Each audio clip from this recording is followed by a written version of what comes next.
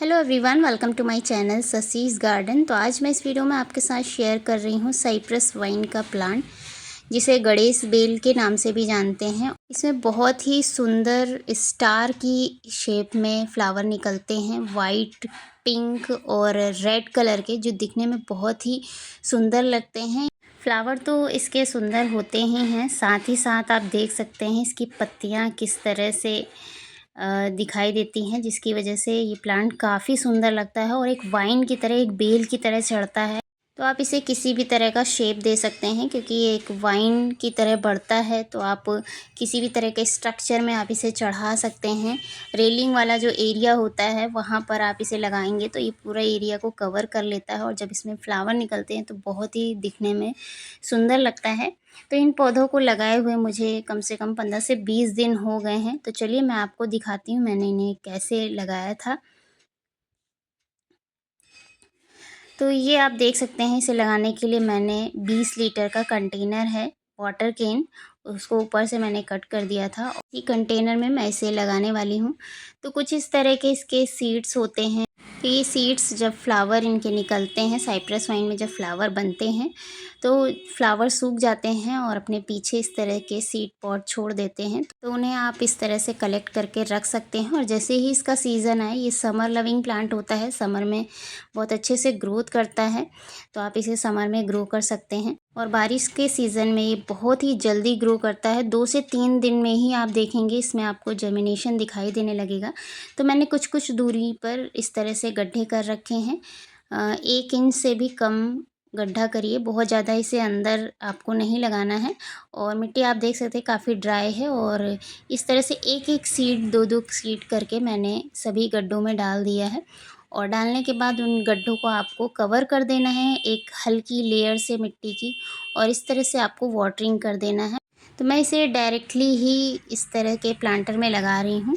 आप चाहें तो अलग से डिस्पोजेबल ग्लासेस में भी इसका प्लांट लगा करके तैयार कर सकते हैं, और जब ये तैयार हो जाएं तो आप इसे अपने किसी भी प्लांटर में लगा सकते हैं। सीड लगाने के मात्र 3 दिनों बाद आप देख सकते हैं इस तरह से इसमें जर्मिनेशन स्टार्ट हो गया, ये प्लांट ग्रो कर गए।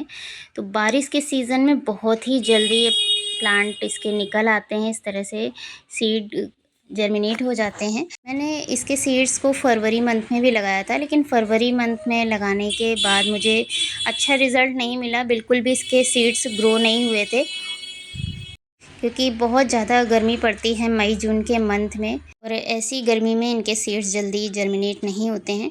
तो बारिश के सीज़न में अभी अगर आपके पास इनके सीड्स हों तो आप इन्हें इस तरह से लगाएं, और आप देखेंगे कि 2 से 3 दिन में इस तरह से आपको इसके प्लांट तैयार दिखाई देंगे। चलिए इसके आगे का भी अपडेट मैं आपको दिखाती हूँ, कितने दिन में इसमें जो पत्तियाँ हैं, इसकी जो ट्रू लीव्स हैं वो निकलती हैं। तो सीड्स जर्मिनेशन के कम से कम 8 से 9 दिन के बाद मैं ये वीडियो शूट कर रही हूँ, और आप देख सकते हैं जो भी सीड्स जर्मिनेट हुए थे उनमें से कुछ 1-2 हैं जो प्लांट ख़राब हो गए हैं, और कुछ आप देख सकते हैं इसमें 2-3 प्लांट जो हैं वो बहुत ही हेल्दी ग्रो कर रहे हैं। तो मुझे वैसे भी इस प्लांटर में कम से कम 2 ही प्लांट चाहिए थे, क्योंकि एक साथ इस प्लांटर में सारे प्लांट अगर मैं ग्रो करती हूँ तो सभी की ग्रोथ अच्छी नहीं होगी। तो इनमें से जो ख़राब प्लांट हो गए हैं मैं उन्हें हटा दूँगी।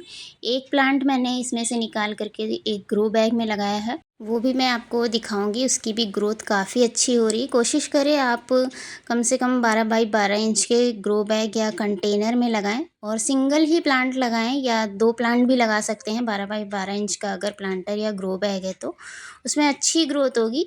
तो ये जो आप प्लांट देख रहे हैं ये सूख गए हैं, ये बारिश के बाद तेज़ धूप निकलने से ये इन प्लांट की ये हालत हुई है। तो साइप्रस वाइन का जो प्लांट होता है उसे बहुत तेज़ धूप नहीं पसंद होती है। आप धूप में रखिए, लेकिन आधे दिन की अच्छी धूप मिल रही हो ऐसी जगह पर आप रख सकते हैं। डायरेक्ट सनलाइट में आपको नहीं रखना है कि सुबह से शाम तक इन्हें डायरेक्ट सनलाइट मिल रही हो, तो ऐसे में इनकी पत्तियाँ कुछ पीली पड़ जाती हैं, और प्लांट तैयार होने से पहले ही ख़राब हो जाता है। तो जब तक ये प्लांट मैच्योर नहीं हो जाते हैं, आपको जहाँ पर सुबह से लेकर दोपहर तक अच्छी धूप इन्हें मिल रही हो और उसके बाद छाया आती हो, ऐसी जगह पर आप रख सकते हैं। तो ऐसे में प्लांट धीरे धीरे करके अच्छे से ग्रो होगा, और जैसे ही प्लांट मैच्योर हो जाए तब आप इसे रख सकते हैं, डायरेक्ट सनलाइट में भी रख सकते हैं। तो इस तरह से आपको जब तक ये प्लांट ग्रो नहीं हो जाता है, अच्छे से मैच्योर नहीं हो जाता है, तब तक कुछ बातों का ध्यान रखना है। ओवर वाटरिंग भी नहीं करना है, बहुत ज़्यादा पानी, बहुत ज़्यादा बारिश की वजह से भी कुछ प्लांट ख़राब हुए हैं, तो बहुत ज़्यादा पानी नहीं देना है। तो यहाँ आप देख सकते हैं ये 9 बाई 9 इंच के ग्रो बैग में मैंने उसी प्लांटर से निकाल करके, वाटर केन वाले प्लांटर से निकाल करके ये एक पौधा लगाया है। और इस पौधे की ग्रोथ में और उन पौधों की ग्रोथ में काफ़ी अंतर है। ये सिंगल प्लांट है, बहुत ही तेज़ी से बढ़ रहा है।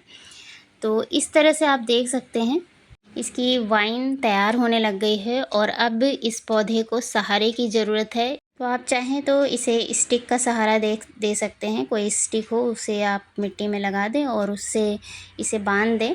तो जब तक ये पौधा और बड़ा ना हो जाए तब तक आप इसे स्टिक का सहारा दे सकते हैं। उसके बाद क्रीपर नेट वगैरह आते हैं या ऐसी जगह हो जहाँ पर जाली वगैरह हो, ऐसी जगह पर आप रख देंगे तो इसकी वाइन जो है अपने आप ही उस जाली को या जहाँ पर भी आप इसे चढ़ाते हैं उस एरिया को कवर करना शुरू कर देगी। और मैच्योर होने के बाद मैंने जैसा कि आपको कहा, जब ये पौधा मैच्योर हो जाए तब आप इसे फुल सनलाइट में रख दें। तो ये बहुत ही जल्दी आप इसमें देखेंगे कि कलियाँ बनेंगी और कलियाँ बनने के बाद इसमें फ्लावरिंग बहुत ही जल्दी स्टार्ट होगी। तो यहाँ तक तो मैंने आपके साथ शेयर किया कि किस तरह से इसे सीड से इतना बड़ा प्लांट आप तैयार कर सकते हैं। अब मैं बात करती हूँ कि मैंने इसे किस तरह की मिट्टी में लगाया है। मिट्टी जैसा कि मैं आपके साथ शेयर करती हूँ, मिट्टी आपको वेल ड्रेन ही तैयार करनी चाहिए। गमला कोई भी हो उसमें पानी नहीं रुकना चाहिए। तो मिट्टी में आप सैंड मिक्स कर सकते हैं और मैंने 3 चीज़ें ही ली हैं, सैंड, गार्डन सॉइल और गोबर की खाद। ये 3 चीज़ों का मिक्सचर मैंने तैयार करके इस प्लांट को लगाया है और इसकी ग्रोथ काफ़ी अच्छी हो रही है। इस प्लांटर में भी ये पौधे बहुत ही तेज़ी से बढ़ेंगे। अगला अपडेट मैं पार्ट 2 में शेयर करूँगी। ये पार्ट 1 है। जब इसमें फ्लावरिंग होगी और जब इसकी वाइन बहुत ही तेज़ी से बढ़ेगी तो अगला अपडेट मैं आपको दिखाऊँगी। तो इसमें से कुछ पौधे हैं जिन्हें मैं निकाल रही हूँ और दूसरे प्लांटर में शिफ्ट करूँगी। इनकी रूट्स बहुत ही हेल्दी होती, बहुत ही गहराई तक दे जाती हैं। तो क्योंकि ये वाइन वाला पौधा है तो मैं आपको पहले भी बता चुकी, इसे बड़े से बड़े प्लांटर में लगाइए। छोटे प्लांटर में भी ग्रो करता है, उसमें भी इसकी वाइन चढ़ती है, लेकिन छोटे प्लांटर में इसकी रूट्स बहुत ज़्यादा गहराई तक नहीं जा पाती हैं, एक सीमित एरिया तक ही फैलती है और कुछ समय बाद ग्रोथ भी रुक जाती है। तो आप कोशिश करें कि इसे बड़े से बड़े प्लांटर में लगाएं और अगर ज़मीन में लगाते हैं तो और भी अच्छे से इसकी ग्रोथ होती है और अच्छी फ्लावरिंग होती है। तो इसका पार्ट 2 बहुत ही जल्द मैं आपके साथ शेयर करूंगी जैसे ही इसमें फ्लावरिंग होगी। पार्ट 2 को देखने के लिए चैनल पर नए हैं तो चैनल को सब्सक्राइब कर लीजिएगा और बेल आइकन को ज़रूर प्रेस कर दीजिएगा। तो ये वीडियो आपको कैसा लगा कमेंट करके ज़रूर बताइएगा, लाइक करिएगा। मिलते हैं फिर से एक और नए वीडियो में, तब तक के लिए thank you so much for watching.